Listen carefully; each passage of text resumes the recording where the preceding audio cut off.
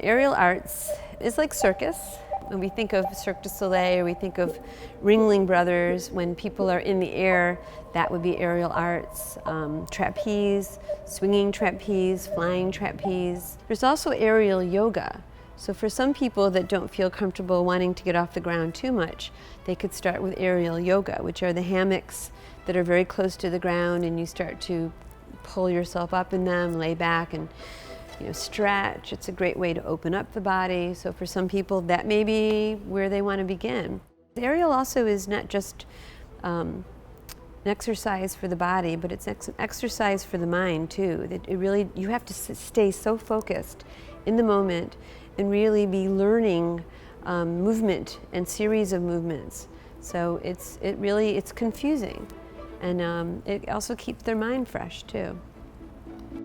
There's still a stigma attached to age, and that we're dealing with all different types of jobs or work. But at some point in this last year, I've decided that I do want to talk about it. And I have told people my age in my classes, and to my pleasant surprise, it's been a really, really nice experience. Their attitude has been really wonderful about it, and I feel that I gain more respect for it, which I'm glad to see that. Kind of teasingly, I would tell people, well, if I can do these really well, straight out with my feet behind me, and I can do a lot more than you can, and I'm 62, you should at least be able to do them on your knees and give me 5 good push-ups. And then they kind of look at me like, you're 62? And I'm like, yes. So if I can do it, you can do it. And I hear people say, oh, I can't do aerial because I'm not flexible enough. It's got really nothing to do with flexibility, really.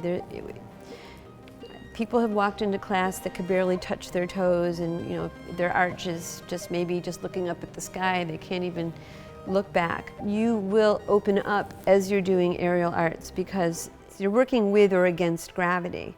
So as you start to learn how to do, let's say, foot locks in the fabric, and your legs are apart, and you start to maybe just begin to open them to go into a split, even though you may not have a split, gravity takes over and it starts opening you up a little bit more. And then you can close back up and then go to the other side and open up a little bit more. And before you know it, you're going a little further and a little further each time. So you become more flexible in increments if you want to. It's not a prerequisite for aerial arts. In this, like flying trapeze or any of the aerial arts, it's just a constant wonderment and amazement that we are so capable of more than what we realized. And that, for me, I think that's what people take with them outside of the classes. It makes you stronger as a person. You can take that and then just keep bringing it to all different areas of your life. It really gives you a lot more confidence. Exercise is so key to staying healthy.